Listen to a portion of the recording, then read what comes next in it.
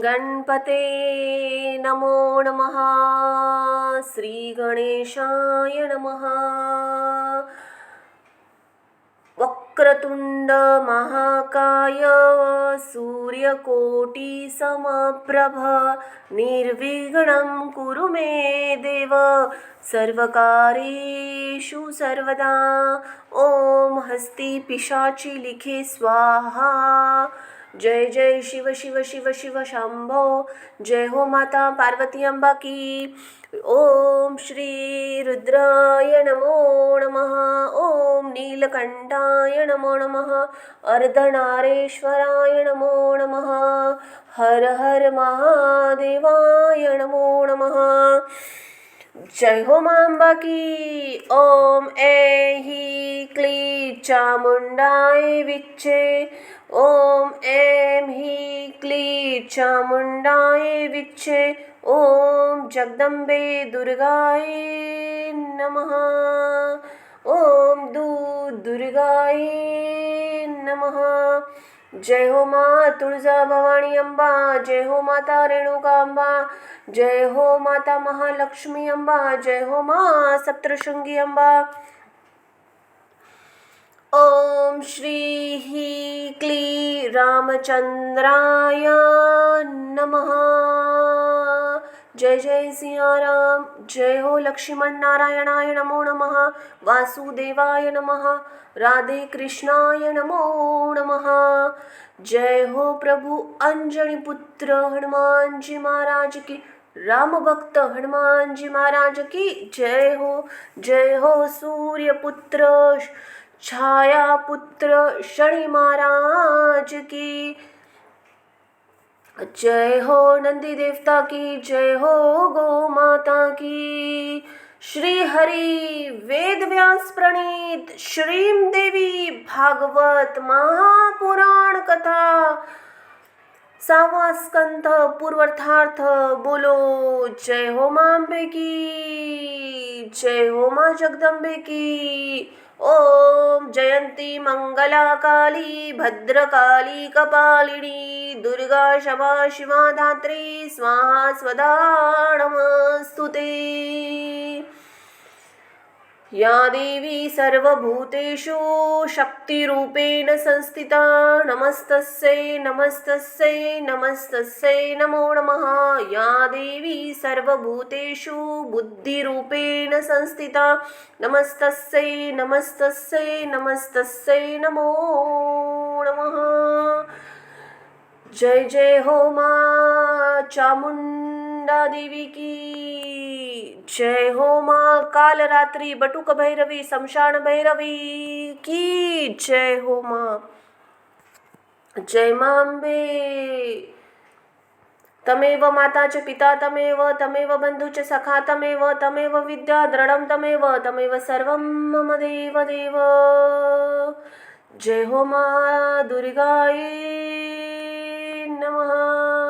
ओम दुर्गाय नमः। अर्धश्लोकी देवी भागवत। जिस प्रकार सप्तश्लोकी दुर्गा, सप्तश्लोकी गीता, पंचश्लोकी गणेश पुराण, चतुर्श्लोकी भागवत, श्लोकी भागवत, एक श्लोकी रामायण, एक श्लोकी योगा वशिष्ठ, 7 श्लोकी दुर्गा तथा एक श्लोकी महाभारत प्राप्त होता है, उसी प्रकार अर्धश्लोकी देवी भागवत भी प्राप्त होता है, जो तात्विक दृष्टि से बड़े ही महत्व का है। पुराण वाणियों में देवी भागवत का अत्यंत महनीय स्थान है। इसमें भगवती जगदम्बा पराशक्ति के रूप में निरूपण हुआ है। इस पुराण के प्राकट्य के विषय में इसी पुराण में बताया गया है कि जब भगवान वेद व्यास जी ने अपने पुत्र श्री शुकदेव जी को गृहस्थ आश्रम ग्रहण करने का परामर्श दिया तो ज्ञान मार्ग के उपासक श्री शुकदेव जी प्रवृत्ति मार्गों को स्वीकार नहीं किया। तब वेद व्यास जी ने मोक्ष मार्ग अभिलाषी अपने पुत्र से कहा, हे महाभाग, तुम मेरे द्वारा रचित वेद तुल्य श्रीम देवी भागवत पुराण को पढ़ो। इसमें 12 स्कंध है। यह पुराण सभी पुराणों का आभूषण है। इसके सुनने मात्र से सत्य और असत वस्तुओं का यथार्थ ज्ञान हो जाता है। सत ज्ञानम विज्ञानम श्रुति मात्रेण जायते। श्रीम देवी भागवत।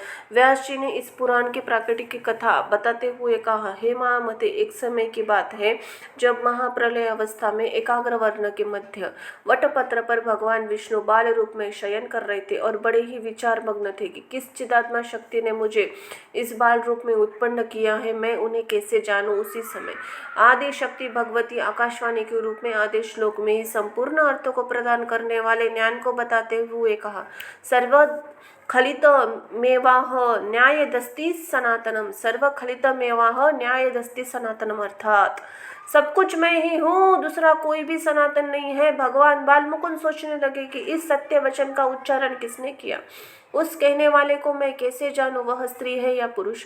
तब उन्होंने इस श्लोकार्ध भागवत को अपने हृदय में धारण कर लिया। वे उसके अर्थ पर चिंतन करने लगे और बार बार उसका उच्चारण करने लगे। बालमुकुंद को चिंतातुर देखकर उसी समय भगवती पराशक्ति शंख चक्र धारण किए चतुर्भुजा महादेवी के रूप में अपने सखियों सहित वहां प्रकट हुई। वे दिव्य वस्त्राभूषणों से अलंकृत थी और उनका स्वरूप बड़ा ही शांत था। वे मंद मंद मुस्कुरा रही थी।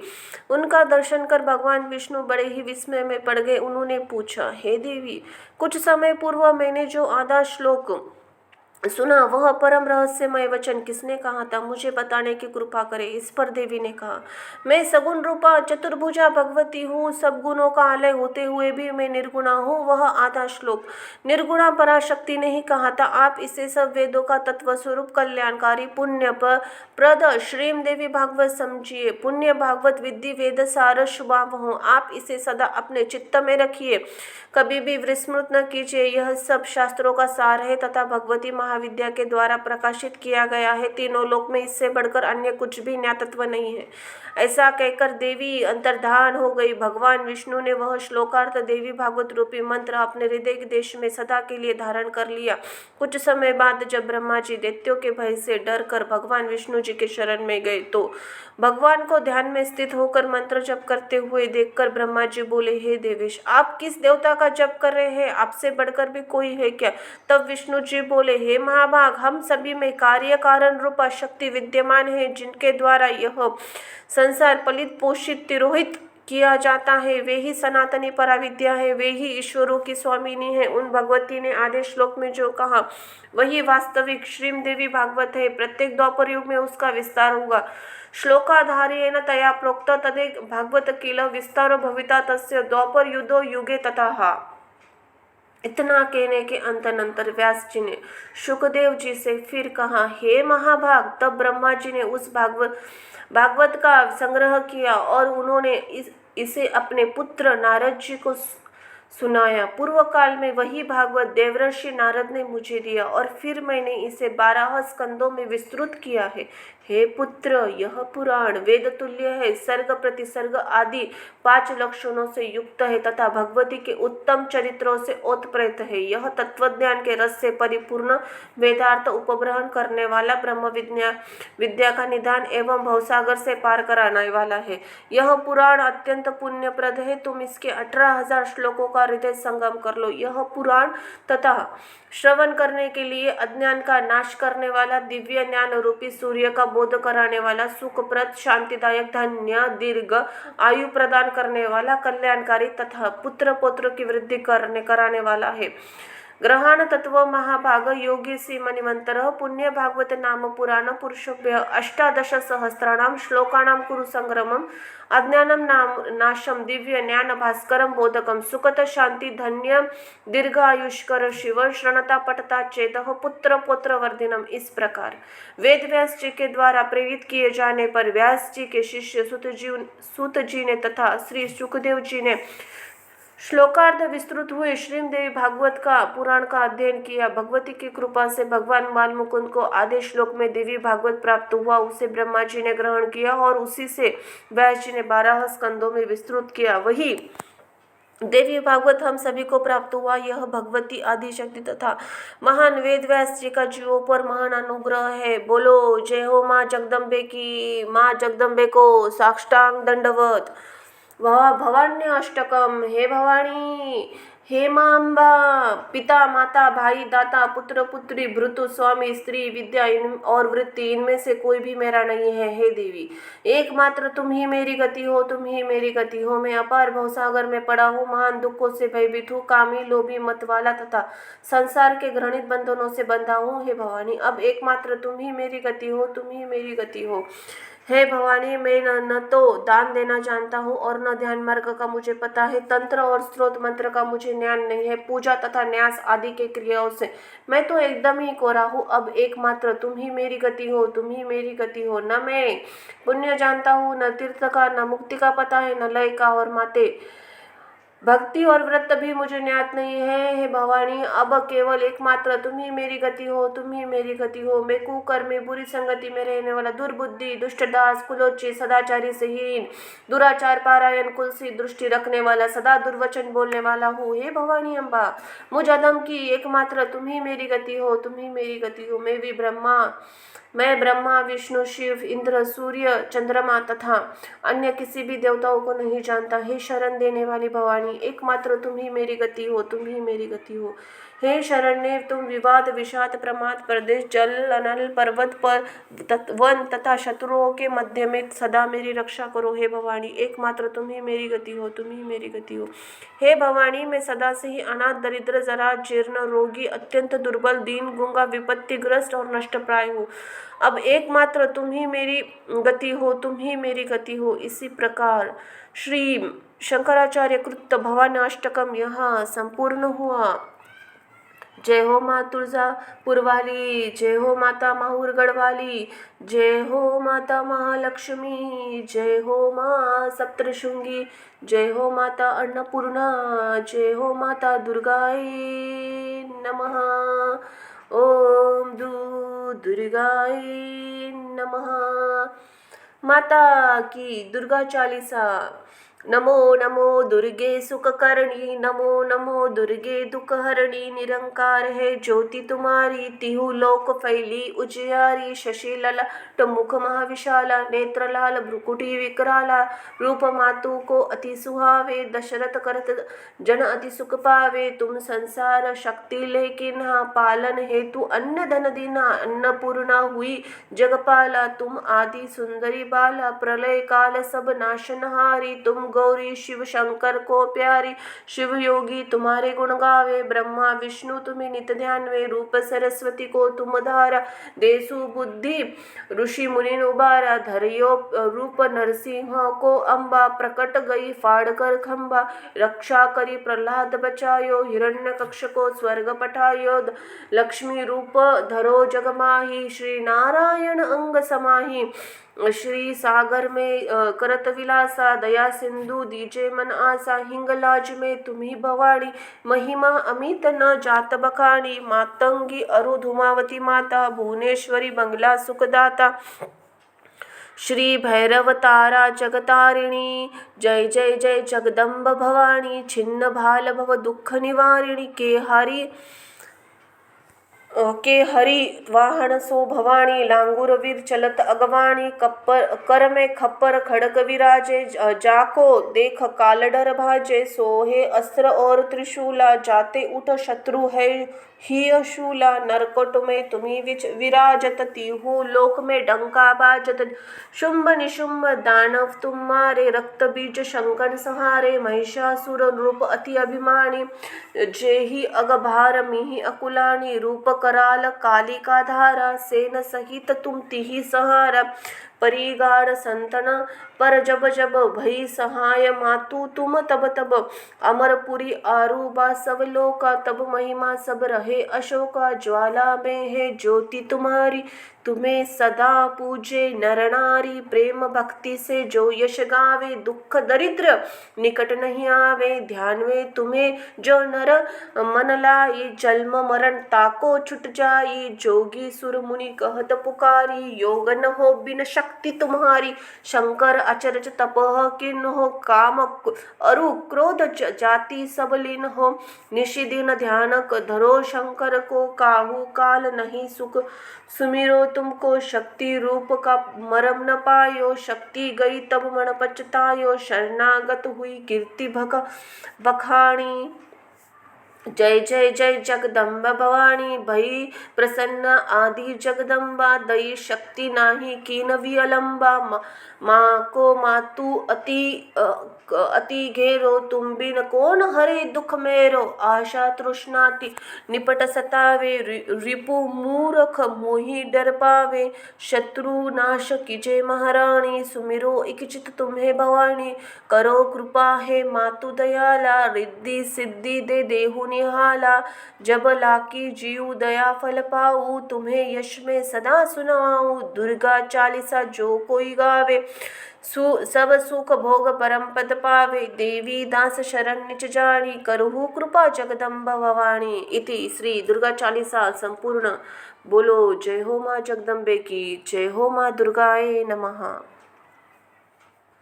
श्री देवी भागवत की आरती। आरती जग पावन पुराण की मातृ चरित्र विचित्र खान की। देवी भागवत अतिशय सुंदर परमहंस मुनि जनमन सुखर विमल ज्ञान रवि मोह तिमिर हर परम मधुर सुषमा वितान की। कलि कमश विष विषम निवारिणी युगपतः भोग सुयोग प्रसारिणी परमानंद सुधा विस्तारिणी सुमहौषध अज्ञानहान की।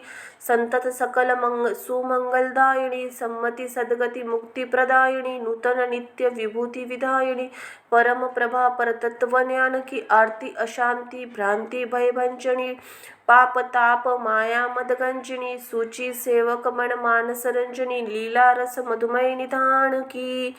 बोलो जय हो माँ जगदम्बा की जय हो। भगवान शिव जी की आरती।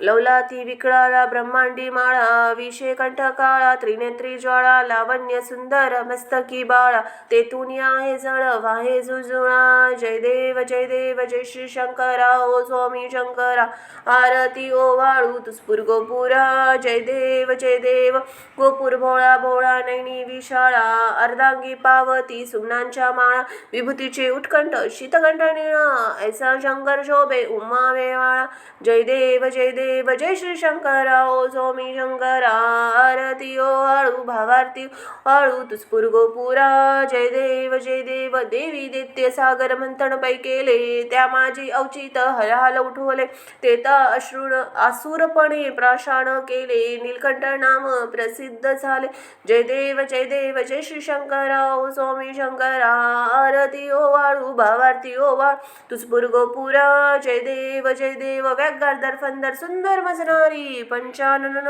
मुनी जन सुखकारी शतकोटीचे विच वाचे उच्चारी रघुटिळक रामदासा अंतरी जय देव जय श्री शंकरा ओ स्वामी शंकरा शतकोटीचे बीच वाचे उच्चारी रघुकुल तिलक रामदासा अंतरी जय देव जय श्री शंकरा ओ स्वामी शंकरा आरती ओ वाळू भावारती ओ वाळू तुस्फुर गोपुरा जय देव कपूर गौरम करुणावतारम संसारसारम भुजगेंदहारम सदा वसंतम हृदयारविंदे भवानी सैतं नमामि मंदारमाला कृष्णांतकाय कपालमाला अभिषेकराय दिगंबराय च दिगंबराय नमः शिवाय सांब सदा शिव पार्वती पते हर हर महादेवाय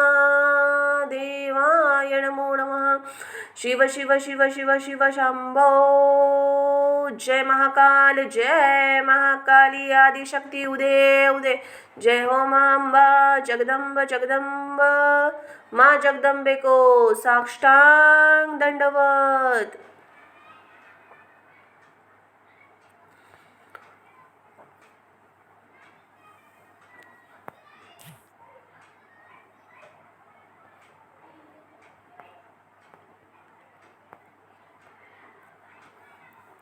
अध्याय 9। जय हो माँ दुर्गाए नमः। सची का इंद्र से अपना दुख कहना। इंद्र का सची को सलाह देना कि वह नहुष से ऋषियों द्वारा वहन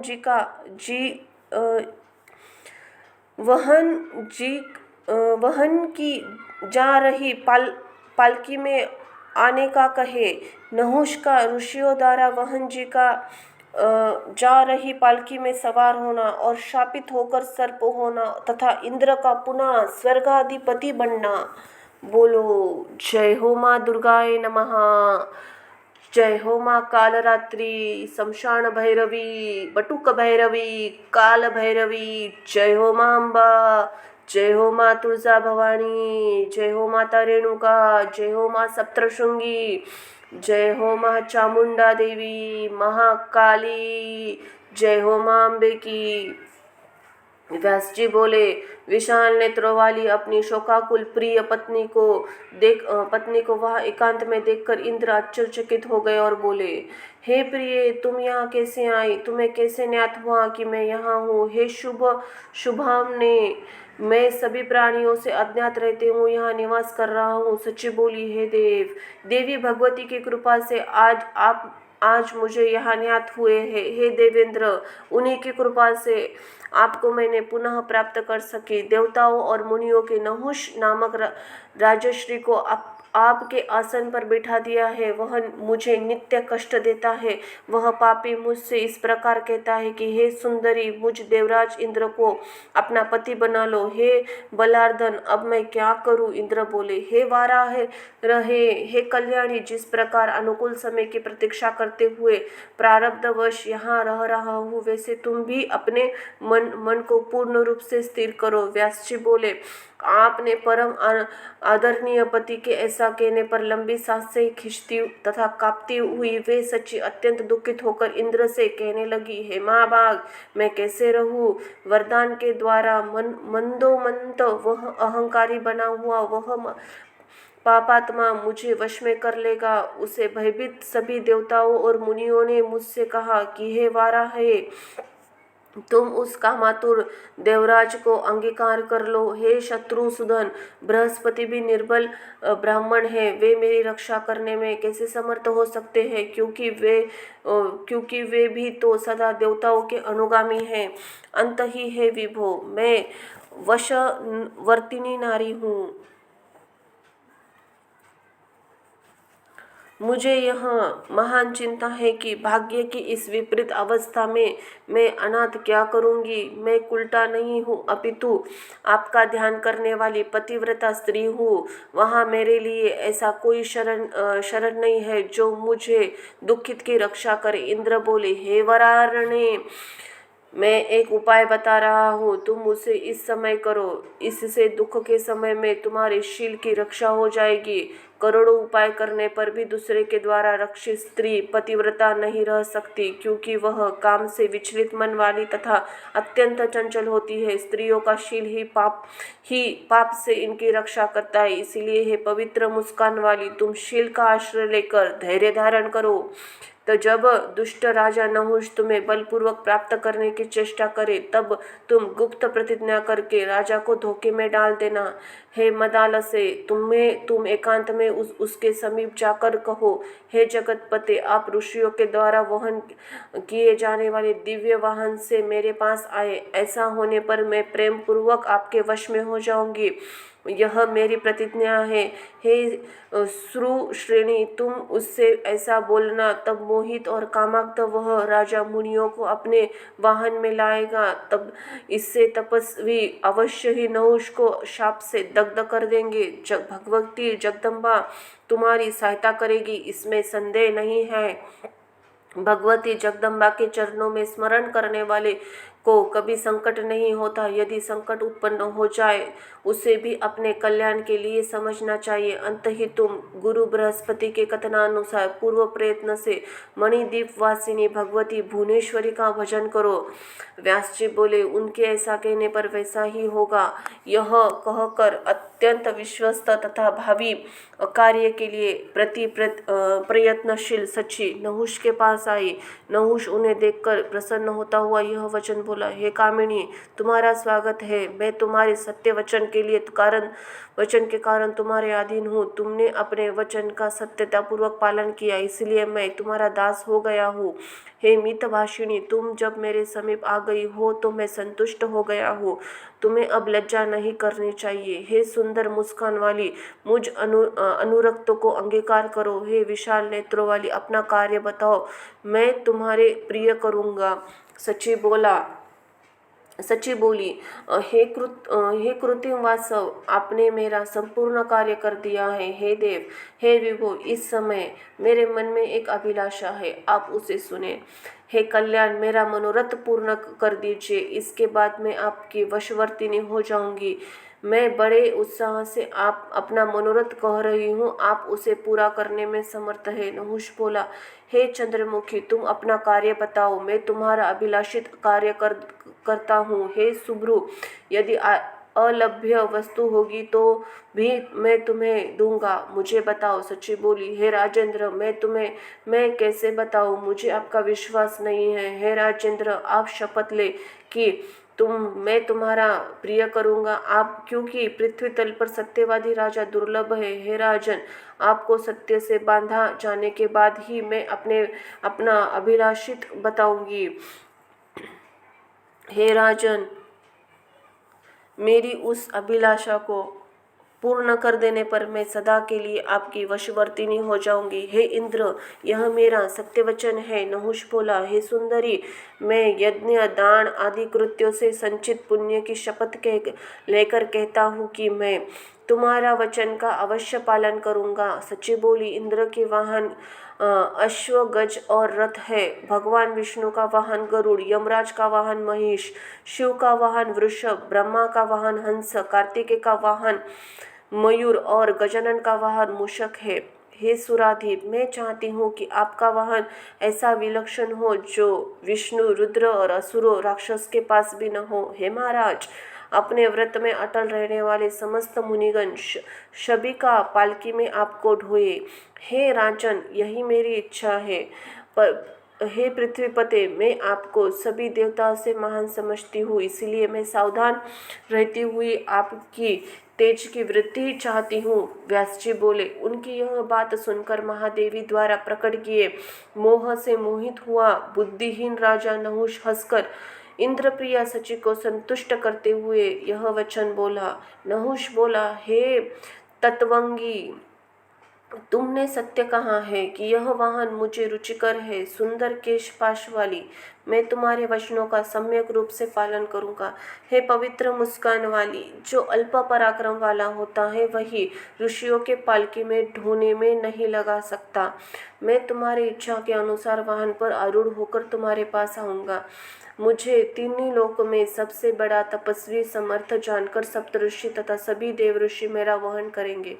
व्यास जी बोले, ऐसा कहकर परम संतुष्ट उस नहुष ने उन इंद्रप्रिया सची को विदा किया। उसके बाद सभी मुनियों को बुलाकर वह कामातुर उनसे इस प्रकार कहने लगा। नहुष बोला, हे विप्रगण, आज मैं सर्वशक्ति संपन्न हूँ, इंद्र हूँ। आप लोग गर्वहित होकर मेरा कार्य करें। इंद्रपद मुझे प्राप्त हो गया है, परंतु इंद्राणी अभी मुझे नहीं प्राप्त हो सकी। उन्होंने मेरे पास आकर प्रेम पूर्वक यह बात कही है।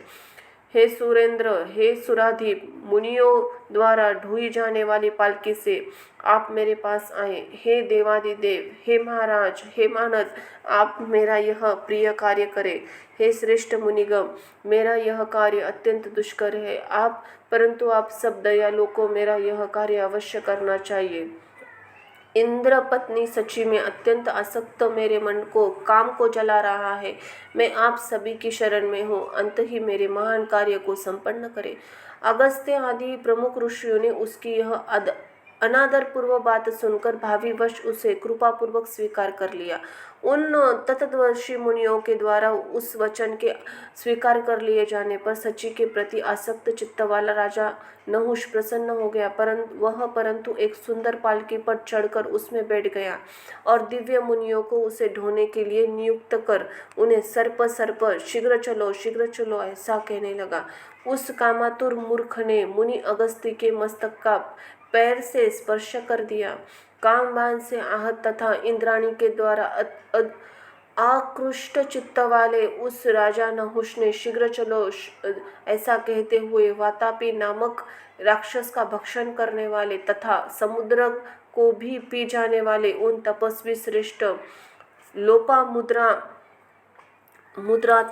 लोपोमुद्राती मुनि अगस्त्य पर कोड़ों से प्रहार किया।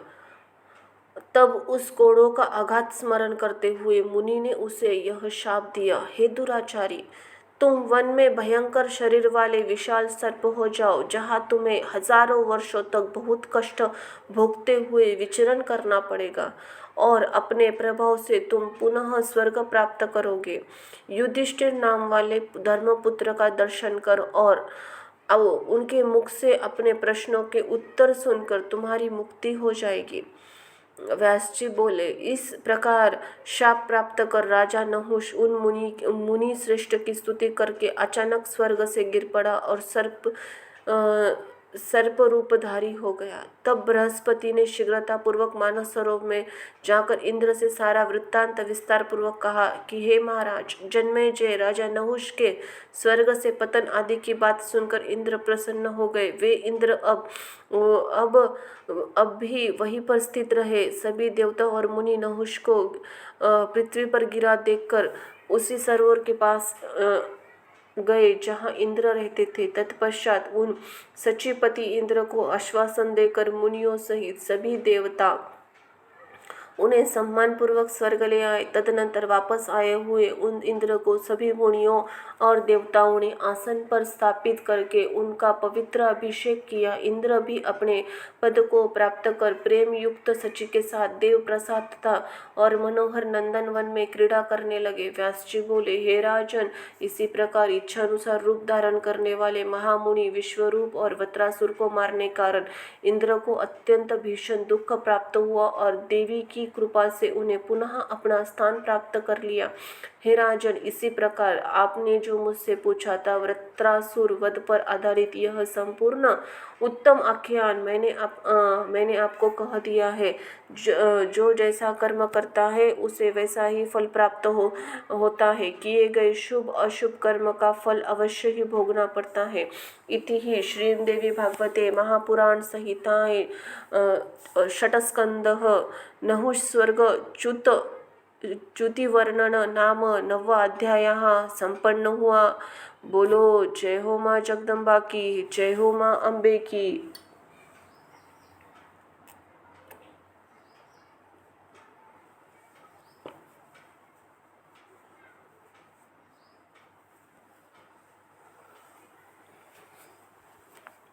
अध्याय 10वां, कर्म की गहन गति का वर्णन तथा इस संबंध में भगवान श्री कृष्ण का और अर्जुन का उदाहरण। जय हो माँ वराही अम्बा, जय हो माँ कालरात्रि, जय हो माँ विंध्याचलवासिनी शमशान निवासिनी, जय हो बटुक भैरवी, जय हो काल भैरवी, जय हो चामुंडा भैरवी, जय हो माँ तुळजा भवानी अम्बा, जय हो माता रेणुका अम्बा, जय हो माता सप्तशृंगी अम्बा, जय हो माता महालक्ष्मी अम्बा की जय हो। जन्मेजय बोले, हे ब्राह्मण, आपने अद्भुत कर्म करने वाले इंद्र का आख्यान कहा, जिसमें उनके पदच्युत होने और दुख प्राप्त करने विशेष रूप से वर्णन किया गया है तथा जिनमें देवताओं की भी अधीश्वरी देवी भगवती की महिमा विस्तार से वर्णित हुई है। मुझे महान संदेह है कि महान तपस्वी इंद्र को देवाधिपति का पद प्राप्त होने पर भी दारुण दुख प्राप्त हुआ। सो यज्ञ करके उन्होंने अतिश्रेष्ठ स्थान प्राप्त किया और देवताओं के स्वामी का पद प्राप्त करके भी वे अपने स्थान से च्युत कैसे हो गए। हे दयानिधे, इन सब का कारण सम्यक रूप से बताइए। हे मुनि श्रेष्ठ, आप सब कुछ जानने वाले और पुराण के प्रवर्तक हैं। महापुरुषों के लिए अपने श्रद्धालु शिष्यों से कुछ भी अखत्य नहीं होता। इसलिए हे महाभाग, मेरे संदेह का निवारण कीजिए। सुत जी बोले। तब राजा के ऐसा पूछने पर सत्यवती पुत्र वेद व्यास जी के प्रसन्नता पूर्वक उनके प्रश्नों का क्रम से उत्तर देने लगे। व्यास जी बोले, हे मुनि श्रेष्ठ, इनका अत्यंत अद्भुत कारण सुनो। श्रेष्ठ तत्वज्ञानियों के संचित वर्तमान और प्रारब्ध भेद से कर्म की 3 गतियां बतलाई गई है। अनेक जन्मों के संचित प्राप्त कर्म संचित कर्म कहा गया है। फिर वे कर्म भी सात्विक, राजस और तामस 3 प्रकार के होते हैं। हे राजन, बहुत समय के संचित शुभ और अशुभ कर्म पुण्य या पाप के रूप में अवश्य ही भोगने पड़ते हैं। जीवों के प्रत्येक जन्म के संचित कर्म बिना भोग किए करोड़ों कल्पों में भी नष्ट नहीं होते। जो कर्म किया गया है उसे वर्तमान कहा जाता है। जीव देह प्राप्त कर शुभ और अशुभ कार्यों में प्रवृत्त होता है। संचित कर्मों के द्वारा कारण ही देह प्राप्त होने पर काल जीव को पुनः कर्म के लिए प्रेरित करता है। प्रारब्ध कर्म उसे जानना चाहिए जिसका भोग से क्षय हो जाता है। प्राणियों के यहाँ प्रारब्ध कर्म अवश्य भोगना पड़ता है, इसमें संदेह नहीं है। हे राजेंद्र, देवता, मनुष्य, असुर, यक्ष, गंधर्व और किन्नर, इन सभी को पूर्व काल में किए गए शुभ अशुभ कर्मों का फल भोगना पड़ता है, यह निश्चित है। हे महाराज, सबके देह धारण का कारण उनका कर्म होता है। कर्म समाप्त हो जाने पर प्राणियों को जन्म लेना भी समाप्त हो जाता है, इसमें संदेह नहीं है। हे राजन, ब्रह्मा, विष्णु, रुद्र, इंद्र आदि देवता, दानव और यक्ष, गंधर्व, ये सभी कर्म के वशीभूत, अन्यथा जीवों के सुख दुख में भोग का जो कारण स्वरूप देह संबंध है वह कैसे होता है। इसलिए किसी भी काल विपाक के योग से यथा समय अनेक जन्मों में किए हुए संचित कर्मों का प्रभाव प्रकट हो जाता है। उसे प्रारब्ध कर्म के वश में होकर ही मनुष्य पुण्य पाप करता है। उसी प्रकार देवता आदि भी करते हैं। हे राजन, भगवान विष्णु के अंश से धर्मपुत्र नर और नारायण ही कृष्ण और अर्जुन के रूप में प्रकट हुए हैं। मुनियों द्वारा इस पौराणिक आख्यान का विवेचन किया है। जो अत्यधिक वैभवशाली होता है उसे देवांश जानना चाहिए। जो ऋषि नहीं है वह काव्य की रचना नहीं कर सकता। जो रुद्र नहीं है वह रुद्र की अर्चना नहीं कर सकता। जिसमें देवांश नहीं है वह अन्नदान नहीं कर सकता, और जिसमें विष्णु का अंश नहीं है वह राजा नहीं हो सकता। हे राजन, विष्णु, इंद्र, अग्नि, यम और कुबेर से प्रभुत्व, प्रभाव और कोप और पराक्रम प्राप्त करके ही निश्चित रूप से यह शरीर बनता है। इस संसार में कोई बलवान, भाग्यवान, भोगवान, विद्यावान या दानशील है उसे देवांश कहा जाता है। हे राजन, उसी प्रकार मैंने पांडवों को भी देवांश बताया था। वासुदेव श्री कृष्ण तो नारायण के अंश है और उन्हीं के समान कांति युक्त थे। प्राणियों के शरीर और सुख दुख का भाजन होता है। शरीरधारी सुख दुख प्राप्त करता रहता है। कोई भी प्राणी स्वतंत्र नहीं है बल्कि सदैव देव के अधीन रहता है। वह विवश होकर जन्म मरण सुख तथा दुख प्राप्त करता है। देववंश ही पांडव बन गए थे। देववश पांडव ही बन गए थे। पुनः उन्होंने अपना राज्य प्राप्त किया। तत्पश्चात उन्होंने अपने बाहुबल से राजसूय नामक उत्तम यज्ञ किया। बाद में अत्यंत दुखदायक वनवास उन्हें पुनः प्राप्त हुआ। वहाँ अर्जुन ने अजेंद्रिय पुरुषों के लिए दुष्कर तपस्या, तब उस तपस्या से संतुष्ट होकर देवताओं ने उन्हें कल्याणकारी वरदान दिया। उस वनवास और नरावतार में किया गया पुण्य कहा गया। नरवता अवतार में उन्होंने बद्री का आश्रम में उग्र तपस्या की थी, परंतु अर्जुन के रूप में उन्हें तपस्या का फल नहीं मिला।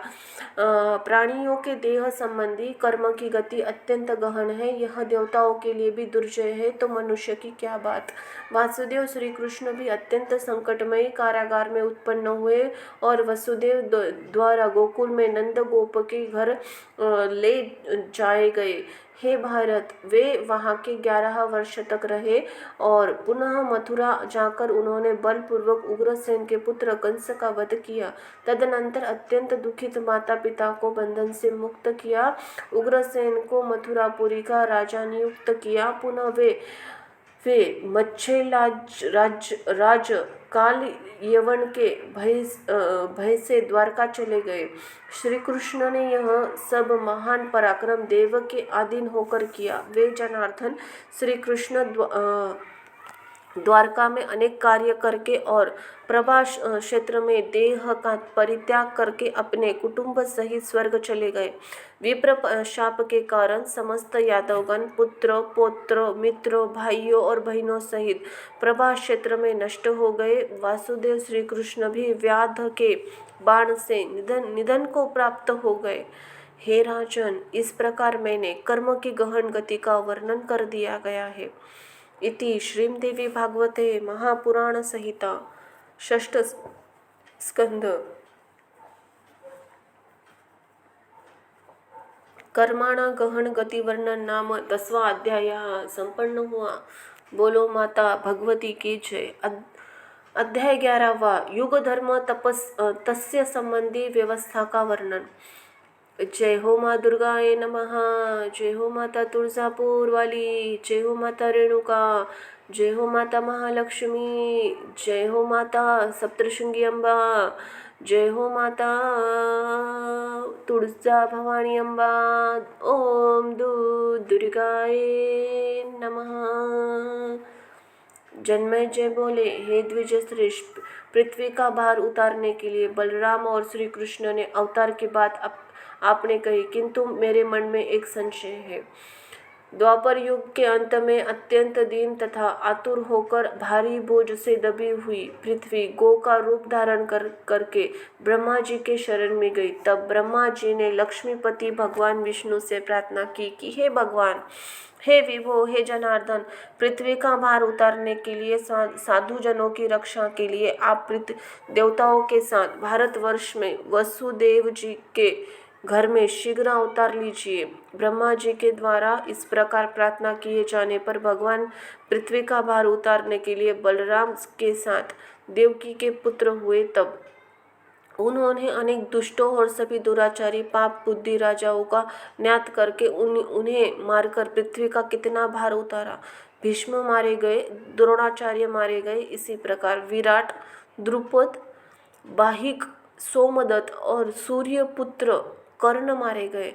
परंतु जिन्होंने कृष्ण की पत्नियों का हरण किया और उनका सारा धन लूट लिया, उन दुष्टों को तथा जो करोड़ आभीर, शक, मलेच्छ और निषाद पृथ्वी स्थल पर स्थित थे, उन सबको उन्होंने नष्ट क्यों नहीं किया।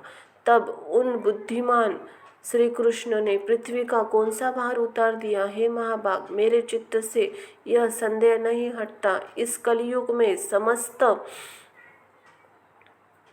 प्रजा पाप पारायण दिखाई देती है। व्यास जी बोले, हे राजन, जैसा युग होता है काल के प्रभाव से प्रजा भी वैसी ही होती है, इसके विपरीत नहीं होता। इसमें युग धर्म ही कारण है। जो धर्मानुरागी जीव है वे सत्य युग में हुए। जो धर्म और अर्थ से प्रेम रखने वाले प्राणी हैं वे त्रेता युग में हुए। धर्म और अर्थ काम के रसिक प्राणी द्वापर युग में हुए और अर्थ तथा काम में आसक्ति रखने वाले सभी प्राणी इस कलयुग में होते हैं। हे राजेंद्र, युग धर्म का प्रभाव विपरीत नहीं होता है। काल और धर्म अधर्म का करता है। राजा बोले, हे महाभाग, सत्य युग में जो धर्म पारायण प्राणी हैं वे पुण्यशाली लोग इस समय कहाँ स्थित है। हे पितामह, त्रेता युग में ही द्वापर युग में जो दान तथा व्रत करने वाले श्रेष्ठ मुनि हुए हैं वे अब कहाँ विद्यमान हैं, मुझे बताइए। इस कलयुग में जो दुराचारी, निर्लज्ज, देव निंदक और पापी लोग विद्यमान हैं वे सतयुग में कहाँ जाएंगे। हे महामते, यह विस्तार पूर्वक कहिए। मैं इस धर्म निर्णय के विषय में सब कुछ सुनना चाहता हूँ। व्यास जी बोले, हे राजन, जो मनुष्य सतयुग में उत्पन्न होते हैं वे अपने पुण्य कार्यों के कारण देवलोक में जाते हैं। हे नृप श्रेष्ठ, अपने अपने वर्णाश्रम श्रम में संलग्न रहने वाले ब्राह्मण, क्षत्रिय, वैश्य और शूद्र अपने कर्मों से अर्जित लोक में चले जाते हैं। सत्य, दया, दान, एक पत्नी व्रत, सभी प्राणियों में अद्रोह भाव तथा सभी जीवों में समभाव रखना, यह सत्ययुग का साधारण धर्म है। सत्ययुग इसका धर्म पूर्वक पालन करने रजक आदि इतर वर्ण के लोग भी स्वर्ग चले जाते हैं। हे राजन, त्रेता और द्वापर युग में यही स्थिति रहती है, किंतु इस कलयुग में पापी मनुष्य नरक में जाते हैं और वे वहाँ तब तक रहते हैं जब तक युग का परिवर्तन नहीं होता। उसके बाद मनुष्य रूप में पुनः पृथ्वी पर जन्म लेते हैं। हे राजन, जब कलयुग का अंत और सतयुग का आरंभ होता है तब पुण्यशाली लोग स्वर्ग से पुनः मनुष्य रूप में जन्म लेते हैं। जब द्वापर युग में अंत और कलयुग युग का प्रारंभ होता है तब नरक के सभी पापी पृथ्वी पर मनुष्य के रूप में उत्पन्न होते हैं। इसी प्रकार युग के अनुरूप ही आचार होता है, उसके विपरीत नहीं। कलयुग असत प्रधान है, इसलिए उसमें प्रजा भी वैसी ही होती है। देव योग से कभी ना कभी इन प्राणियों के जन्म लेने से व्यतिक्रम भी हो जाता है। कलयुग में कुछ जो साधु जन है वे द्वापर के मनुष्य है, उसी प्रकार द्वापर के मनुष्य भी कभी कभी त्रेता में और त्रेता के मनुष्य सत्य युग में जन्म लेते हैं। जो सत्य युग में दुराचारी मनुष्य है वे कलयुग के हैं, वे ही अपने किए हुए कर्म के प्रभाव से दुख पाते हैं। पुनः युग प्रभाव से वे वैसा ही कर्म करते हैं। जन्मेजय बोले, हे महाभाग, आप समस्त युग धर्म का पूर्ण रूप से वर्णन करें। जिस युग में जैसा धर्म होता है उसे मैं जानता हूँ। व्यासजी बोले, हे नृप शार्दूल, ध्यान पूर्वक सुनिए।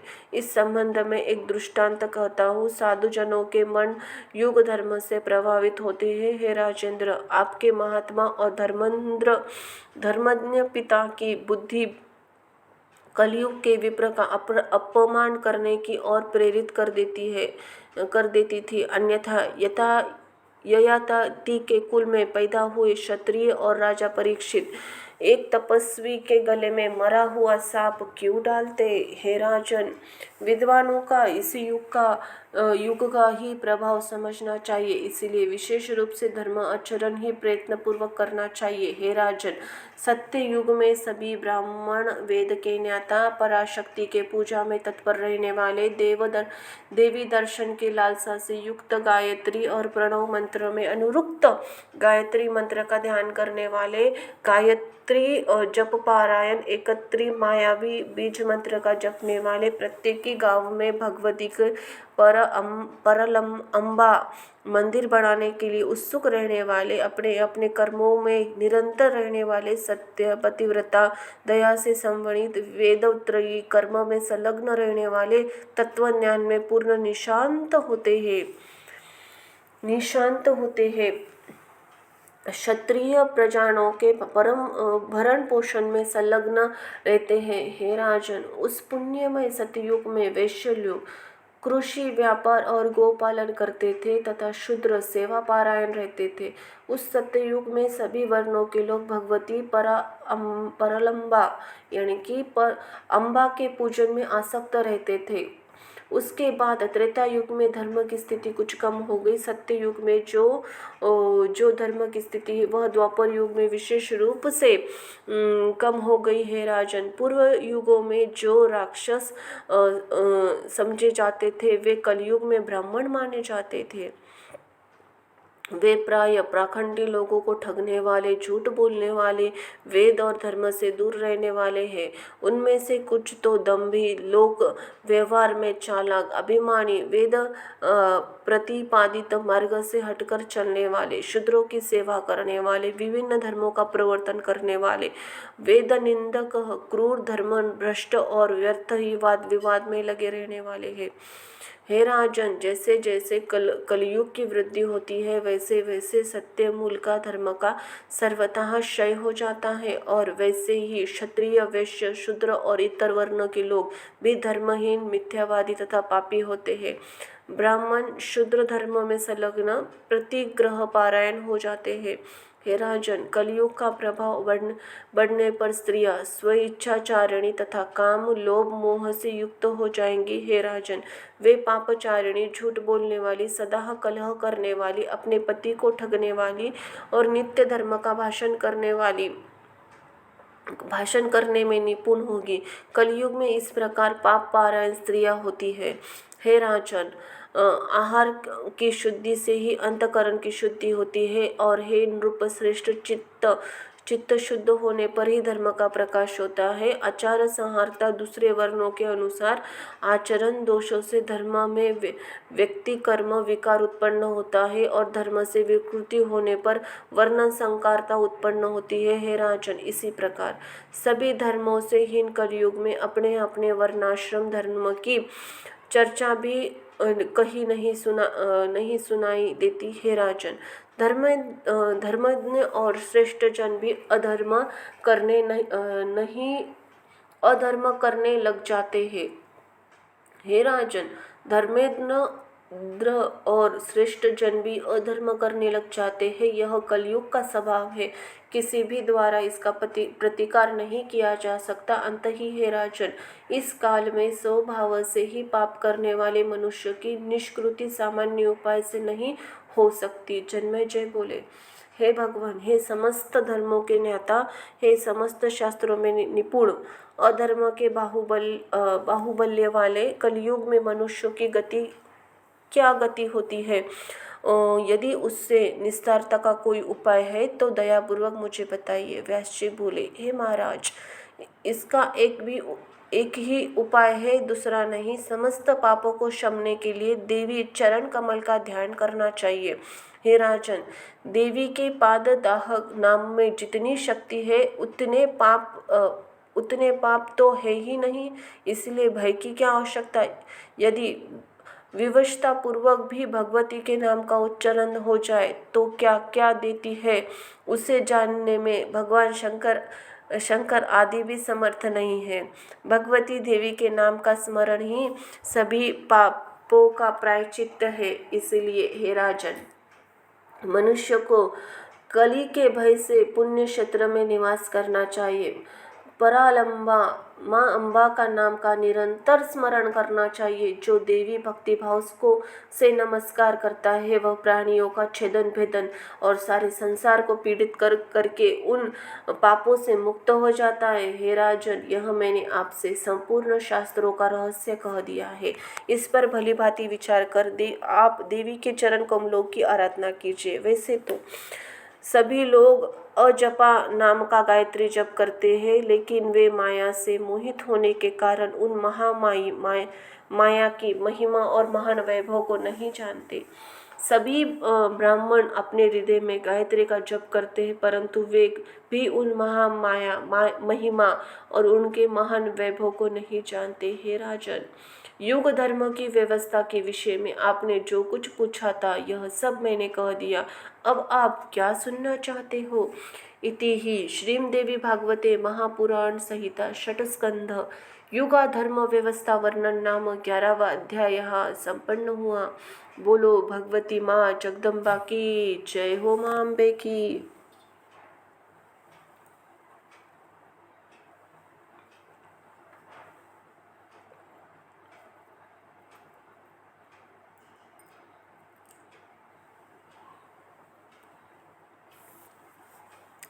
अतः 12वां अध्याय पवित्र तीर्थों का वर्णन, चित्त शुद्धि की प्रधानता तथा इस संबंध में विश्वामित्र और वशिष्ठ के परस्पर वैर की कथा, राजा हरिश्चंद्र का वरुण देव के शाप से जलोदरग्रस्त होना।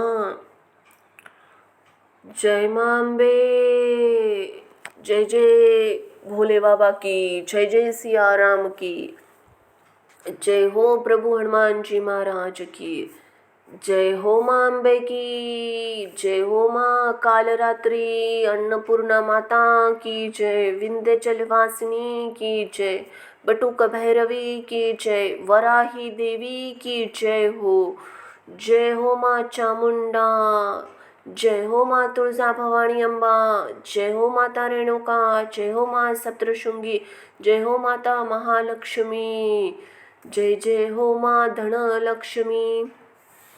राजा बोले, हे मुनि श्रेष्ठ, अब आप मुझे मनुष्य और देवताओं के द्वारा सेवनीय इस पृथ्वी पर स्थित पुण्य तीर्थों, क्षेत्रों तथा नदियों के विषय में बताइए। उन तीर्थों में स्नान तथा दान का जैसा फल मिलता है, उसे विशेष रूप से तीर्थ यात्रा की विधि तथा नियमों को भी बताइए। व्यास जी बोले, हे राजन सुनिए, मैं उन विविध तीर्थों का वर्णन करूंगा जिस तीर्थ में देवियों के प्रशस्त मंदिर विद्यमान हैं। नदियों में गंगा श्रेष्ठ है, इसी प्रकार यमुना, सरस्वती, नर्मदा, गंडकी, सिंधु, गोमती, तमसा, कावेरी, चंद्रभागा, पुण्या, शुभ, वेतरवती, चर्मवंती, सिरु, तापी तथा सांभृति है। मैंने यह बतला दिया है कि हे राजन, इनके अतिरिक्त अन्य सैकड़ों भी नदियां हैं। उनमें से समुद्र में गिरने वाली नदियां पुण्यमय है तथा समुद्र में न गिरने वाली नदियां अल्प पुण्य वाली है। समुद्रगामिनी नदियों में बहुत ही पवित्र है, जो सदा जलपूरित होकर बहती है। श्रावण और भाद्रपद, इन 2 महीनों में सभी नदियां रजस्वला होती है, उनमें क्योंकि उनमें वर्षा काल में ग्रामीण जल प्रवाहित होता है। पुष्कर, कुरुक्षेत्र, धर्म अरण्य, प्रभास, प्रयाग, नेमश अरण्य और विख्यात अर्बुदारण्य ये अत्यंत पवित्र तीर्थ है। इसी प्रकार श्रीशैल, सुमेरु, गंधमादन पवित्र पर्वत है। सरोवर में सर्वविख्यात मानस सरोवर, श्रेष्ठ बिंदुसार सर्व पवित्र अच्छेद सरोवर पुण्य सरोवर है। इसी प्रकार शुद्ध मन वाले मुनियों के आश्रम में भी पुण्य स्थल है। विख्यात बद्रिका आश्रम सदैव पुण्यशाली आश्रम के रूप में कहा गया है, जहाँ नर और नारायण नाम के 2 मुनि ने तपस्या की थी। ऐसे ही वामना आश्रम और शतायुषपा आश्रम भी विख्यात है। जिसने ऋषि ने ये जहाँ तपस्या की थी, वह आश्रम उन्हीं के नाम से प्रसिद्ध हो गया है राजन। इसी प्रकार इस भूतल पर असंख्य पवित्र पुण्य स्थल है, जो मुनियों द्वारा पवित्र कहे गए हैं। हे राजन, इन सभी स्थानों में देवी के मंदिर है, जो दर्शन कर लेने मात्र से पाप का हरण करते हैं। वहाँ बहुत से भक्त नियम पूर्वक वास करते हैं। उन कतिपय स्थानों का नाम वर्णन आगे करूँगा। हे राजन, तीर्थ, दान, व्रत, यज्ञ, तपस्या और सभी पुण्य कर्म शुद्धि सापेक्ष है। द्रव्य शुद्धि, क्रिया शुद्धि और मानस शुद्धि के आधार पर तीर्थ, तप और व्रत पवित्र होते हैं। कभी द्रव्य शुद्धि और कभी क्रिया शुद्धि हो पाती है, लेकिन हे राजन, मानसिक शुद्धि के लिए सदा ही दुर्लभ होती है, क्योंकि हे नृप, मन बड़ा ही चंचल है, अनेक विषयों में भटकता रहता है। तब हे राजन, विविध विषयों के आश्रित रहने वाला मन कैसे शुद्ध हो सकता है? काम, क्रोध, लोभ, अहंकार, मद ये सभी तपस्या, तीर्थ सेवन, व्रतों में विघ्नकारी होते हैं। हे राजन, अहिंसा, सत्य, असत्य, सोच, इंद्रिय निग्रह और धर्म का पालन समस्त तीर्थों का फल प्रदान करता है। नित्य कर्म के परित्याग और मार्ग में सहसर्ग दोष के तीर्थ में जाना भी व्यर्थ हो जाता है, केवल पाप ही लगता है। हे राजन, तीर्थ तो केवल शरीर जन्य मल को ही धोते हैं, वे अंतकरणों को धोने में समर्थ नहीं होते। और यदि वे तीर्थ मन को शुद्ध करने में समर्थ होते, तो गंगा के तट पर रहने वाले विश्वामित्र और वशिष्ठ सदृश ईश्वर चिंत पारायण भक्त मुनि द्रोह भाव से युक्त क्यों होते हैं? इसी प्रकार तीर्थ में रहने वाले लोग भी सदैव राग, द्वेष तथा काम, क्रोध से व्याकुल रहते हैं। अंतः चित्त शुद्धिकरण तीर्थ गंगा आदि तीर्थों से अधिक पवित्र है। हे राजन, यदि देव योग से ज्ञान निष्ठ पुरुष का सत्संग प्राप्त हो जाए, तो वह आंतरिक मैल को धो देता है। हे राजन, वेद, शास्त्र, तप, व्रत, तप और यज्ञ तथा दान ये चित्त की शुद्धि का कारण नहीं है। ब्रह्मा जी के पुत्र वशिष्ठ वेद विद्या में पारंगत थे और गंगा जी के तट पर रहते थे, फिर भी वे राग द्वेष से युक्त थे। विश्वामित्र और वशिष्ठ जी के मध्य देवताओं को भी विस्मय में डाल देने वाला अडम्बिक नामक महायुद्ध हुआ, जो द्वेष के कारण ही व्यर्थ हुआ था। उस युद्ध में परम तेजस्वी विश्वामित्र बक हुए थे। उन्हें विश्वामित्र ने हरिश्चंद्र के कारण शाप दे दिया। विश्वामित्र ने भी वशिष्ठों को शाप देकर आड़ी पक्षी के देह वाला बना दिया। इसी प्रकार निर्मल कांति वाले वे दोनों मुनि शाप के कारण आड़ी और बक पक्षी के रूप में ही हो गए। वे मानस सरोवर के तट पर रहने लगे और वहां नखों और चोंचों के प्रहार से भयंकर युद्ध करते रहे। वे दोनों ऋषि मदोन्मत्त सिंह के समान रोष युक्त होकर 10,000 वर्षों तक आपस में युद्ध करते रहे। राजा बोले, श्रेष्ठ तपस्वी और धर्मपारायण दोनों मुनि श्रेष्ठ और कारण परस्पर वैर पारायण हुए। उन दोनों बुद्धिमान ऋषियों ने किस कारण से एक दूसरे को शाप दिया, वे जो मनुष्य कष्टकारक और दुखदायक सिद्ध हुए। व्यास जी बोले, पूर्व काल में सूर्यवंश के त्रिशंकु के पुत्र हरिश्चंद्र नामक एक श्रेष्ठ राजा हुए, जो रामचंद्र जी के पूर्वज थे। वे राजश्री संतानहीन थे। अंत ही पुत्र की कामना से वरुण देव की प्रसन्नता के लिए उन्होंने नरमेध नामक दुष्कर यज्ञ करने की तप प्रतिज्ञा की। उस यज्ञ का व्रत लेने से वरुण देव उन पर प्रसन्न हो गए और राजा की परम रूपवती भार्या ने गर्भ धारण किया।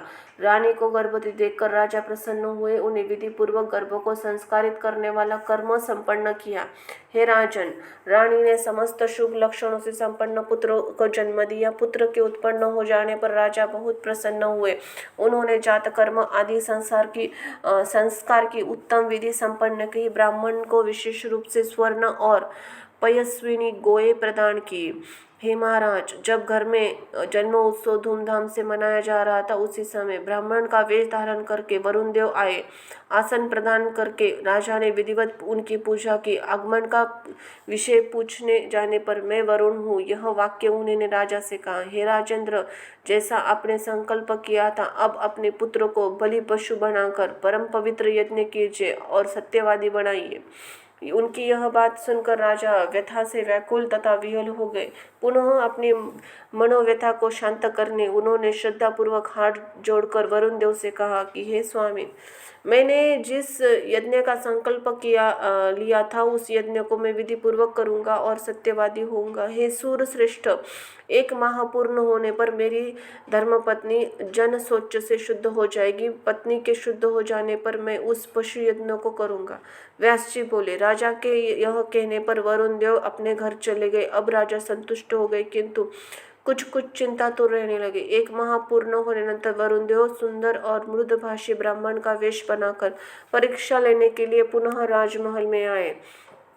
तब सम्यक रूप से पूजित होकर सुखदायी आसन पर विराजमान उन सुश्रेष्ठ वरुण ने राजा से विनय पूर्वक उद्देश्य प्रेरक यह बात कही, है स्वामी, पुत्र तो अभी संस्कार रहित है, उसे यूप में कैसे बांधूं? संस्कार करके उसे क्षत्रिय बनाकर मैं उस उत्तम यज्ञ को संपन्न करूंगा। हे देव, संस्कारहीन बालक का कहीं भी अधिकार नहीं होता।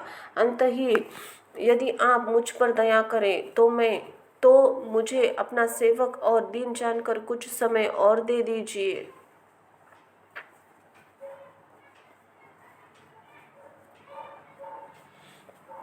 वरुण बोले, हे राजन, आप समय को आगे बढ़ाकर धोखा दे रहे हैं।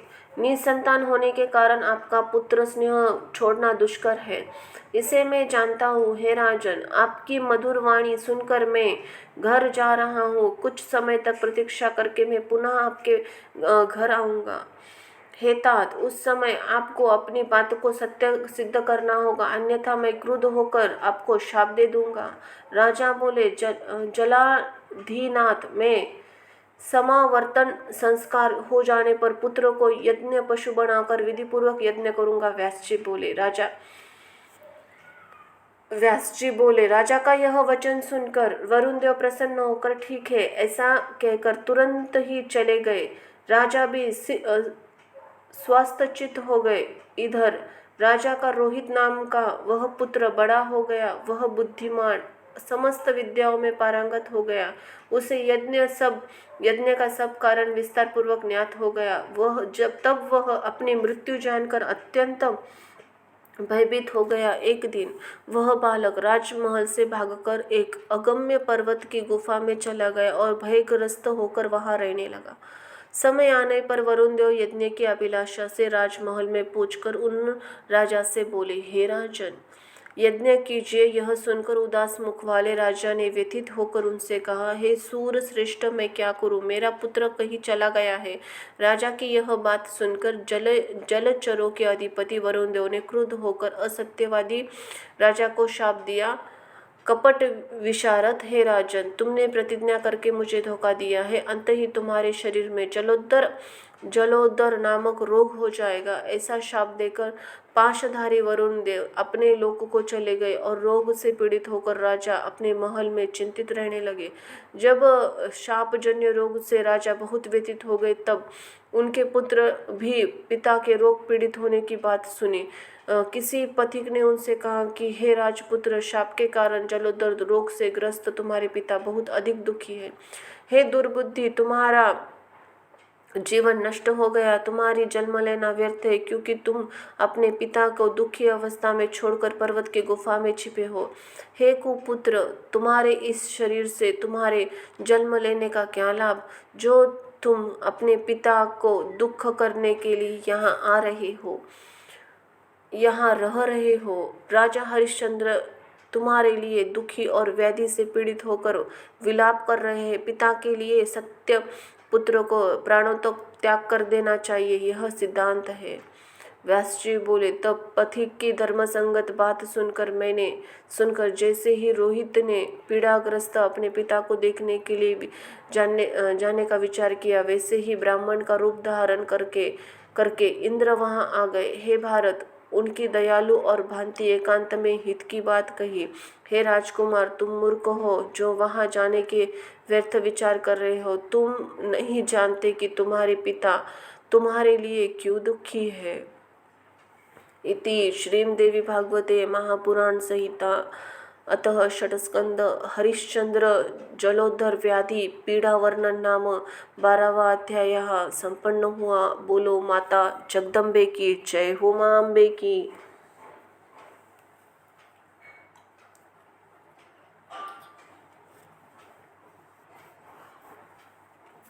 अतः 13वां अध्याय। राजा हरिश्चंद्र को शून शेप को यज्ञीय पशु बनाकर यज्ञ करना, विश्वामित्र से प्राप्त वरुण देव के मंत्र के जप से शुभ शेप को मुक्त होना, परस्पर शाप से विश्वामित्र और वशिष्ठ का बक तथा आड़ी होना। जय जय हो माँ दुर्गाए नमः। जय हो माँ विंध्याचलवासिनी। जय हो माँ कालरात्रि। जय हो माता धूमावती। जय हो माता शमशान निवासिनी। जय हो माता बटुक भैरवी काल भैरवी। जय माँ अम्बा। इंद्र बोले, पूर्व काल में राजा वरुण देव से यह प्रतिज्ञा की थी कि मैं अपने प्रिय पुत्र को यज्ञीय पशु बनाकर यज्ञ करूंगा। यह उन्होंने बड़ा अट्टहास किया था। हे महामते, तुम्हारे वहां जाने पर रोग से दुखी तुम्हारे निर्दय पिता तुम्हें यज्ञीय पशु बनाकर यूप में बांधकर तुम्हें मार डालेंगे। अमित तेजस्वी इंद्र के द्वारा इस प्रकार रोक दिए जाने पर माहेश्वरी माया से अत्यंत मोहित होकर वह राजपुत्र वहीं रुक गया। इस प्रकार जब जब वह पिता के रोग से पीड़ित सुनकर जाने का विचार करता, तब तब इंद्र उसे रोक देते थे। एक दिन राजा हरिश्चंद्र ने अत्यंत दुखी होकर एकांत में बैठे हुए सर्वज्ञ और कल्याणकारी गुरु वशिष्ठ के पास जाकर पूछा। राजा बोले, हे भगवान, मैं क्या करूं?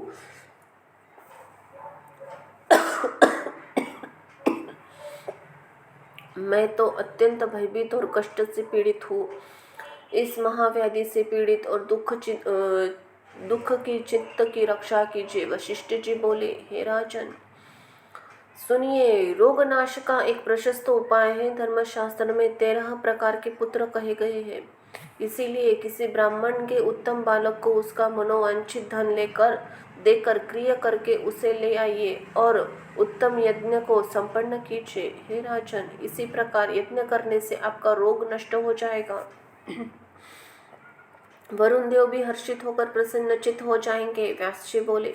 उनकी यह बात सुनकर राजा ने मंत्री से कहा, हे महामते, सभी स्थान में प्रयत्न पूर्वक पता लगाइए। यदि कोई लोभी पिता अपने पुत्र को देता तो वह जितना धन मांगे उतना देकर उसे ले आइए। सब प्रकार से प्रयास करके यज्ञ के लिए ब्राह्मण बालक का लाना ही चाहिए। मेरे कार्य में तुम्हें किसी प्रकार का बुद्धि कौशल्य नहीं करना चाहिए। तुम्हें प्रत्येक ब्राह्मण से प्रार्थना करनी चाहिए कि धन लेकर राजा को पुत्र दीजिए, उसे यज्ञ के लिए यज्ञीय पशु बनाना है। उन राजा से यह आदेश प्राप्त कर।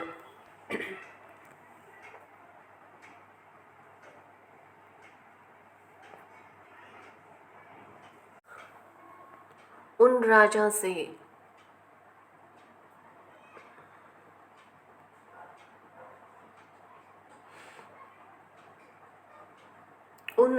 तुम्हें प्रत्येक ब्राह्मण से प्रार्थना करनी चाहिए, धन लेकर राजा को पुत्र दीजिए, उसे यज्ञ के लिए यज्ञीय पशु बनाना है। उन राजा से यह आदेश प्राप्त कर मंत्री ने यज्ञ कार्य के लिए राजा के प्रत्येक गांव तथा घर में पता लगाया। इस प्रकार राज्य में पता लगाते हुए उसे अजिगर्त नामक एक दुखी और निर्धन ब्राह्मण मिला, जिसके 3 पुत्र थे। उस ब्राह्मण ने जितना धन मांगा उतना देकर वह मंत्री श्रेष्ठ उसके मंझले पुत्र को शून शेप को ले आया। कार्यकुशल मंत्री ने पशु योग्य ब्राह्मण पुत्र को शून शेप को लाकर राजा को समर्पित कर दिया। इससे अत्यंत प्रसन्न होकर राजा ने वेद यज्ञ ब्राह्मण को बुलवाकर यज्ञ के लिए सामग्री एकत्र करवाई। यज्ञ प्रारंभ होने पर महामुनि विश्वामित्र ने वहां शुभ शेप को बंधा देखकर राजा को मना करते हुए कहा, हे राजन, ऐसा साहस न कीजिए, इस ब्राह्मण बालक को छोड़ दीजिए।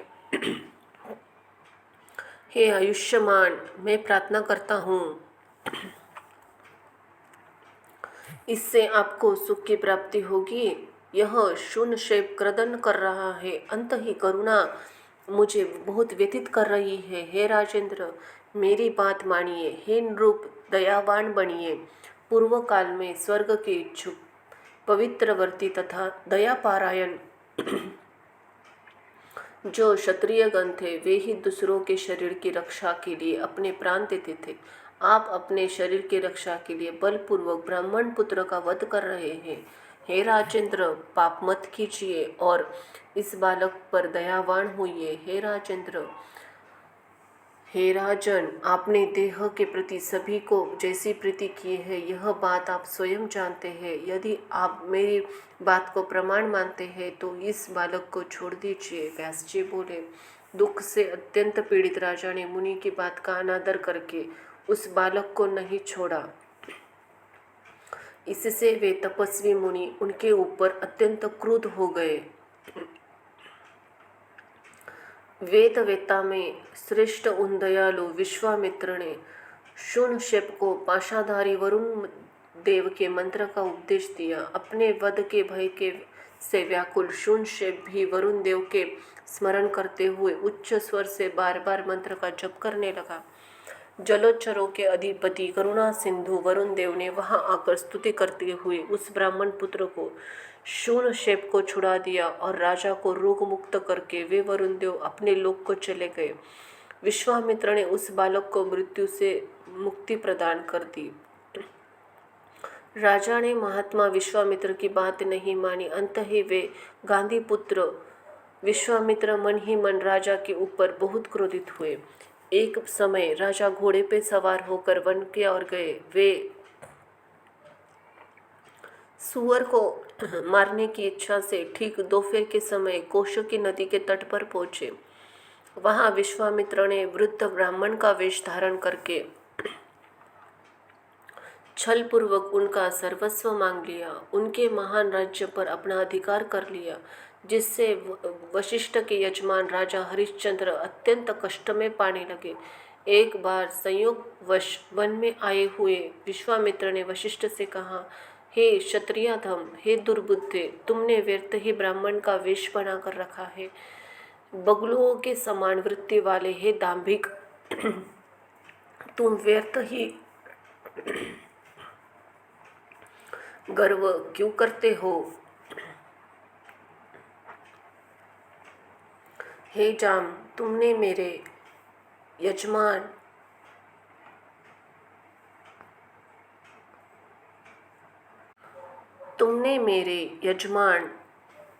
नृपश्रेष्ठ हरिश्चंद्र को बिना अपराध के महान कष्ट में क्यों डाल दिया? तुम बगुलों के समान ध्यान पारायण हो, अंत ही तुम बगुला हो जाओ। वशिष्ठ के द्वारा इस प्रकार शाप प्राप्त विश्वामित्र ने कहा, हे आयुष्मान, जब तक मैं बक रहूंगा तब तक तुम भी आड़ी पक्षी बनकर रहोगे। व्यास जी बोले, इसी प्रकार क्रोध से व्याकुल उन दोनों के एक दूसरे को शाप दिया और एक सरोवर में समीप वे दोनों मुनि अड़ी और बक के रूप में अंडों से उत्पन्न हुए दिव्य मानस सरोवर के तट पर एक वृक्ष पर घोंसला बनाकर बक रूपधारी विश्वामित्र और दूसरे वृक्ष पर उत्तम घोंसला बनाकर आड़ी रूपधारी वशिष्ठ परस्पर द्वेष पारायण होकर रहने लगे। वे दोनों कोपाविशिष्ट होकर प्रतिदिन घोर क्रदन करते हुए सभी लोगों के लिए दुखदायी युद्ध करते थे। वे दोनों चोंच और पंखों से तथा नखों से आघात परस्पर चोट पहुंचाते थे। रक्त से लथपथ वे दोनों खिले हुए की शंकु के फूल जैसे प्रतीत होते थे। हे महाराज, इसी प्रकार पक्षी रूपधारी दोनों मुनि शाप रूपी पाश में जकड़े हुए वहां बहुत वर्षों तक पड़े रहे। राजा बोले, हे विप्रेश्रे, दोनों मुनि श्रेष्ठ वशिष्ठ विश्वामित्र शाप से किस प्रकार मुक्त हुए, इस मुझे बताइए, मुझे बड़ा ही कौतूहल है। व्यास जी बोले, लोक पितामह ब्रह्मा जी उन दोनों से युद्ध करके देख समस्त दया पारायण देवताओं के साथ वहां आए। सृष्टिकर्ता ब्रह्मा जी ने उन दोनों के समझाकर युद्ध से विरक्त करके परस्पर दिए गए शाप से मुक्त भी कर दिया। इसके बाद सभी देवगण अपने लोकों को चले गए। कमल योनि प्रतापी ब्रह्मा जी शीघ्र ही हंस पर आरूढ़ होकर सत्यलोक को चले गए।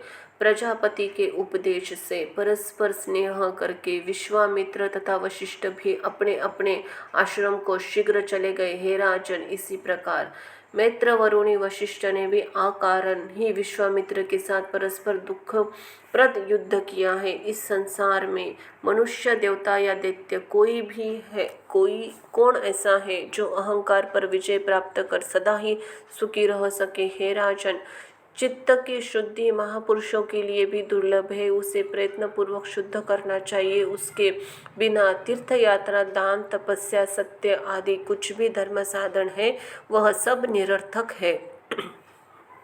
सबके देह में तथा प्राणियों के धर्म कर्मों में सात्विकी, राजसी और तामसी 3 प्रकार की श्रद्धा कही गई है। इनमें यथोयुक्त फल देने वाली सात्विकी श्रद्धा जगत में भी सदा दुर्लभ होती है। विधि विधान से युक्त राजसी श्रद्धा उसका आधा फल देने वाली कही है। हे राजन, काम और क्रोध के वशीभूत पुरुषों की श्रद्धा तामसी होती है। हे नृप श्रेष्ठ, वह फलविहीन होती है और कीर्ति करने वाली नहीं होती है। कलयुग के दोषों से भयभीत व्यक्तियों को कथा श्रवण आदि के द्वारा चित्त को वासना रहित करके देवी की पूजा में तत्पर रहते हुए वाणी से देवी का नामों का ग्रहण करते, उनके गुणों का कीर्तन करते हुए, उनके चरण कमलों का ध्यान करते हुए तीर्थ आदि में नित्य वास करना चाहिए। ऐसा करने से उससे भी कलयुग का भय नहीं होगा। इससे पापी प्राणी भी अनायास ही संसार से मुक्त होता जाता है।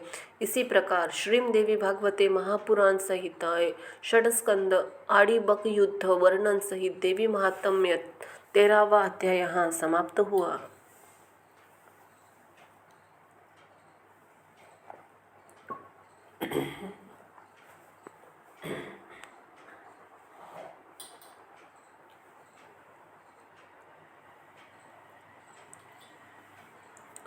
जय हो माँ अम्बे की जय, जय हो माँ जगदम्बे की। अतः 14वां अध्याय। राजा निमि और वशिष्ठ का एक दूसरे को शाप देना, वशिष्ठ का मित्रा वरुण के पुत्र के रूप में जन्म लेना। जय हो माँ तुलसा भवानी, जय हो माता सप्तशृंगी, जय हो माँ रेणुका, जय हो माता महालक्ष्मी अम्बा, जय हो माता वराही देवी, जय हो माता कालरात्रि। जन्मय जय बोले, हे महाभाग, ब्राह्मण के पुत्र मुनि वशिष्ठ का मैत्रावरुणी नाम, यह नाम कैसे पड़ा? वे वक्ताओं में श्रेष्ठ किस कर्म तथा गुणों के कारण उन्हें यह नाम प्राप्त हुआ?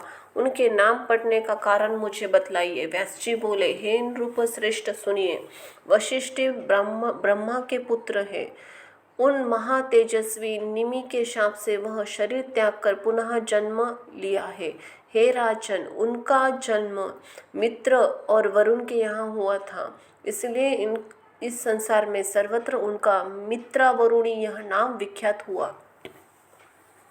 राजा बोले, राजा निमि ने ब्रह्मा जी के पुत्र धर्मात्मा वशिष्ठ को शाप क्यों दिया? राजा, वह दारुण शाप मुनि को लग गया, यह तो आश्चर्य है। हे मुनि, निरापराध मुनि को राजा ने शाप क्यों दे दिया? हे धर्मेज्ञ, उस शाप का कारण यथार्थ रूप में बताइए।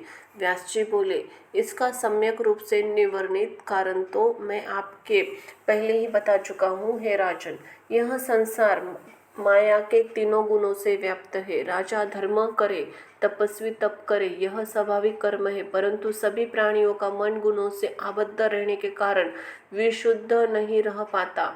राजा लोग काम और क्रोध से अभिभूत रहते हैं, उसी प्रकार तपस्वीगण लोभ और अहंकार युक्त होकर कठोर तपस्या करते रहते हैं। हे राजन, क्षत्रियगण रजगुणों से युक्त होकर यज्ञ करते हैं, वैसे ही ब्राह्मण भी थे। हे राजन, कोई भी सत्वगुण से युक्त नहीं था। ऋषि को राजा का शाप दिया और तब राजा ने भी मुनि को शाप दे दिया। इसी प्रकार देव वशात दोनों को बहुत दुख प्राप्त हुआ। हे राजन, इस त्रिगुणात्मक जगत में प्राणियों के लिए द्रव्य शुद्धि, क्रिया शुद्धि, उज्ज्वल मन शुद्धि दुर्लभ है। यह पराशक्ति का भी प्रभाव है, कोई भी इसका अतिक्रमण नहीं कर सकता। जिस पर वे भगवती कृपा करना चाहती है, उसे तत्काल मुक्त कर देती है। ब्रह्मा, विष्णु और महेश आदि महान देवता भी मुक्त नहीं हो पाते, किंतु सत्यव्रत जैसे अधम भी मुक्त हो जाते हैं। यदि तीनों लोकों में भगवती के रहस्य कोई नहीं जानता, फिर भी वे भक्ति के वश में हो जाती है, ऐसा निश्चित है। अंत ही दोषों के निर्मूलन के लिए उनकी भक्ति करनी चाहिए। यदि वह भक्ति राग, दंभ आदि से युक्त हो तो वह नाश करने वाली होती है। इक्ष्वाकुवंश में उत्पन्न निमि नाम के एक राजा रहते थे। वे रूपवान, गुणवान, धर्मज्ञ, प्रजावत्सल, सत्यवादी, दानशील, यज्ञकर्ता, ज्ञानी, पुण्यात्मा थे। वे बुद्धिमान और प्रजापालक राजा निमि इवाक्षु के 12वें पुत्र थे। उन्होंने ब्राह्मणों के हित के लिए गौतम मुनि के आश्रम में समीप जयंतपुर नामक एक नगर बसाया। उसमें उनके मन में एक बार यह राजसी बुद्धि हुई कि वह बहुत समय तक चलने वाले और विपुल दक्षिण वाले यज्ञ के द्वारा आराधना करूं। तब राजा ने यज्ञ कार्य के लिए अपने पिता इवाक्षु आज्ञा लेकर महात्माओं के कथनानुसार समस्त यज्ञीय सामग्री एकत्र कराई। इसके बाद राजा भृगु, अंगिरा, वामदेव, गौतम, वशिष्ठ, पुलस्त्य, रुचिक, पुलह और क्रतु, इन सर्वज्ञ, वेदों में पारंगत, यज्ञ विद्याओं में कुशल एवं वेदज्ञ मुनियों ने और तपस्वियों ने आमंत्रित किया। समस्त सामग्री एकत्र कर धर्मेंद्र राजा ने अपने गुरु वशिष्ठ की पूजा करके विनय से युक्त होकर उनसे कहा, हे मुनि श्रेष्ठ, मैं यज्ञ करना चाहता हूँ, अंत ही यज्ञ कराने की कृपा करे। हे कृपानिधि, आप तो सर्वज्ञ हैं और मेरे गुरु हैं, इस समय आप मेरा कार्य संपन्न कीजिए। मैंने समस्त यज्ञीय सामग्री मंगवा ली और उसका संस्कार भी कर लिया है। मेरा यह विचार है कि मैं 5,000 वर्ष के लिए यज्ञ दीक्षा ग्रहण कर लूँ। जिस यज्ञ में भगवती जगदम्बा की आराधना होती है, उस यज्ञ को मैं प्रसन्नता के लिए विधि पूर्वक करना चाहता हूँ। निमि की वह बात सुनकर वशिष्ठ जी ने राजा से कहा, हे नृप श्रेष्ठ, मैं इंद्र के द्वारा यज्ञ के लिए पहले ही वरण कर लिया गया हूँ। इंद्र और पराशक्ति के प्रतीर्थ यज्ञ करने के लिए तत्पर हूँ और देवेंद्र 500 वर्ष तक चलने वाले यज्ञ की दीक्षा ले ली है। अंत ही है राजन, तब तक आप यज्ञ सामग्रियों की रक्षा करें। इंद्र के यज्ञ के पूर्ण हो जाने पर उन देवराज का कार्य संपन्न करके मैं आऊँगा। हे राजन, तब तक आप समय की प्रतीक्षा करें। राजा बोले, हे गुरुदेव, मैंने यज्ञ के लिए किसी दूसरे बहुत से मुनियों को निमंत्रित कर दिया है तथा समस्त यज्ञीय सामग्रियां भी एकत्र कर ली है। मैं इन सबको इतने समय तक कैसे सुरक्षित रखूंगा? हे ब्राह्मण, आप इवाक्षु वंश के वेद वेत्ता गुरु है। आज मेरा कार्य छोड़कर आप अन्यत्र जाने के लिए क्यों उद्यत है? हे द्विज श्रेष्ठ, यह आपके लिए उचित नहीं है कि जो लोभ से व्याकुल चित्त वाले आप मेरा यज्ञ छोड़कर अन्यत्र जा रहे हैं। राजा के इस प्रकार रोकने पर भी वे गुरु वशिष्ठ इंद्र के यज्ञ में चले गए। राजा ने भी उदास होकर अपना आचार्य बनाकर गौतम ऋषि का पूजन किया। उन्होंने हिमालय के पार्श्व भाग में समुद्र के निकट यज्ञ किया और उस यज्ञ कर्म में ब्राह्मण को बहुत दक्षिणा दी। है राजन, निमि ने उस 5,000 वर्ष वाले यज्ञ की दीक्षा ली और ऋषित्वजनों के उनकी इच्छानुसार धन गोवे प्रदान करके उनकी पूजा की, जिससे वे बहुत प्रसन्न हुए। इंद्र के 500 वर्ष वाले यज्ञ के समाप्त होने पर वशिष्ठ जी राजा को यज्ञ की देखने की इच्छा से आए और आकार के राजा के दर्शन के लिए वहां रुक गए। उसी समय राजा निमि सोए हुए थे और उन्हें गहरी नींद आ गई थी। सेवकों ने उन्हें नहीं जगाया, जिससे वे राजा मुनि के पास न आ सके। तब अपमान के कारण वशिष्ठ जी को क्रोध आया। मिलने के लिए निमि ने न आने से मुनि श्रेष्ठ कुपित हो उठे, क्रोध के वशीभूत हुए। उन मुनि ने राजा को शाप दे दिया, हे मूर्ख पार्थिव, मेरे द्वारा मना किए जाने पर भी तुम मुझ गुरु का त्याग करके दूसरे को गुरु बनाकर शक्ति के अभिमान में मेरी अवहेलना करके यज्ञ में दक्षित हो गए, उससे तुम विदेय हो जाओगे। हे राजन, तुम्हारा यह शरीर नष्ट हो जाएगा, तुम विदेय हो जाओगे।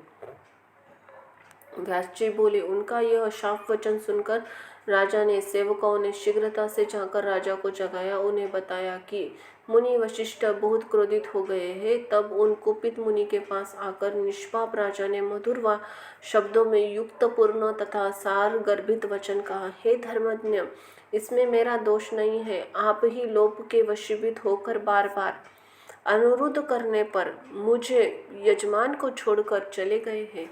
हे विप्रवर, हे ब्राह्मण श्रेष्ठ, ब्राह्मण को सदा संतोष रखना चाहिए। धर्म के इस सिद्धांत को जानते हुए भी ऐसा निंदित कर्म करके आपको लज्जा नहीं आ रही है? आप तो साक्षात ब्रह्मा जी के पुत्र और वेदाओं के सर्वश्रेष्ठ ज्ञाता हैं, तो भी आप ब्राह्मण धर्म की अत्यंत कठिन और सूक्ष्म गति को नहीं जानते। आप दोष मुझ में आरोपित करके आप मुझे व्यर्थ ही शाप देना चाहते हैं। सज्जनों को चाहिए कि क्रोध का त्याग कर दे, क्योंकि वह चांडाल से भी अधिक दूषित है। क्रोध के वशीभूत होकर आपने मुझे व्यर्थ ही शाप दे दिया है। अंत ही आपकी यह क्रोध युक्त देह आज ही नष्ट हो जाए। इस प्रकार राजा द्वारा मुनि और मुनि के द्वारा राजा शापित हो गए। दोनों एक दूसरे से शाप पाकर बहुत दुखी हुए। तब वशिष्ठ जी ने अत्यंतिक चिंतातुर होकर ब्रह्मा जी के शरण में गए और उन्होंने राजा के द्वारा प्रदत्त कठिन शाप के विषय में उनसे निवेदन किया। वशिष्ठ जी बोले, हे पिताजी, राजा निमि ने मुझे शाप दिया है कि तुम्हारा यह शरीर आज ही नष्ट हो जाए। अंत ही शरीर नष्ट होने से प्राप्त कष्ट के लिए मैं क्या करूं? इस समय आप मुझे बताइए कि दूसरे शरीर की प्राप्ति में मेरे पिता कौन होंगे? हे पिताजी, दूसरे देह से संबंध होने पर मेरी गति मेरी स्थिति पूर्वोत्तर ही रहे। इस शरीर में जैसा ज्ञान है वैसा ही उस शरीर में रहे। हे महाराज, आप समर्थ है, मुझ पर कृपा करने योग्य है। वशिष्ठ की बात सुनकर ब्रह्मा जी अपने उस पुत्र से बोले, तुम मित्रा वरुण के तेज हो, अंत ही इनमें प्रवेश करके स्थिर हो जाओ। कुछ समय बाद तुम उन्हीं के अयोनिज पुत्र के रूप में प्रकट हो जाओगे, इसमें संदेह नहीं है। इसी प्रकार शरीर प्राप्त करके तुम धर्मनिष्ठ प्राणियों के सुहृद वेदवेत्ता सर्वज्ञ सबके द्वारा पूजित हो जाओगे। पिता के ऐसा कहने पर व्यास जी के प्रसन्नता पूर्वक पितामह ब्रह्मा जी की परिक्रमा करके उन्हें प्रणाम करके वरुण के वास स्थान को चले गए। वशिष्ठ जी ने अपने उत्तम देह का त्याग करके मित्र और वरुण के शरीर में जीववंशा रूप में प्रवेश किया। हे राजन, किसी समय परम सुंदरी अप्सरा उर्वशी अपनी सखियों के साथ स्वेच्छा पूर्वक मित्रा वरुण के स्थान पर आई। हे राजन, उस रूप यौवन से संपन्न दिव्य अप्सराओं को देखकर वे दोनों देवता कामातुर हो गए और समस्त सुंदर अंगों वाली उन मनोरम देवकन्या से कहने लगे, हे प्रशस्त अंगों वाली तथा विवश तथा व्याकुल हम दोनों का तुम वरण कर लो। हे वरवर्णिनी, तुम अपनी इच्छा के अनुसार इस स्थान पर विहार करो। उनके इस प्रकार कहने पर वह देवी उर्वशी मन स्थिर करके मित्रा वरुण के घर में उन दोनों के साथ विवश होकर रहने लगी। प्रिय दर्शन वाली वह अप्सरा उन दोनों को भावों को समझकर वहीं रहने लगी। देववशात वहां रखे हुए एक आवरण रहित कुंभ में दोनों का वीर्य सहलखित हो गया। और हे राजन, उसमें से दो अत्यंत सुंदर मुनि कुमारों ने जन्म ले लिया। उनमें से पहले अगस्त्य थे, दूसरे वशिष्ठ थे। इसी प्रकार मित्र वरुण के तेज से वे दोनों ऋषि श्रेष्ठ तपस्वी प्रकट हुए। महातपस्वी अगस्त्य बाल्य अवस्था में ही वन में चले गए। महाराज इवाक्षु ने अपने पुरोहित के रूप में दूसरे बालक का वशिष्ठ का वरण कर लिया। हे राजन, यह वंश सुखी रहे इसलिए राजा इवाक्षु ने वशिष्ठ का पालन पोषण किया और विशेष रूप से मुनि जानकर वे अत्यंत प्रसन्न हुए। इसी प्रकार शाप के कारण मित्रा वरुण के कुल में वशिष्ठ के अन्य शरीर की प्राप्ति का समस्त आख्यान मैंने बता दिया है। इति ही श्रीमद्देवी भागवते महापुराण संहितायां षट्स्कंद वशिष्ठ मैत्र्यावरुणी रीति नाम वर्णन नाम 14वां अध्याय यहाँ समाप्त हुआ। बोलो माँ जगदम्बे की जय हो, माँ अम्बे की जय हो, माँ तुलसा भवानी जय हो, माता रेणुका जय हो, माता महालक्ष्मी जय हो, माता सप्तशृंगी काल भैरवी बटुक भैरवी शमशान भैरवी जय हो, माता अन्नपूर्णा की जय हो, माता दुर्गाए नमः। धन्यवाद।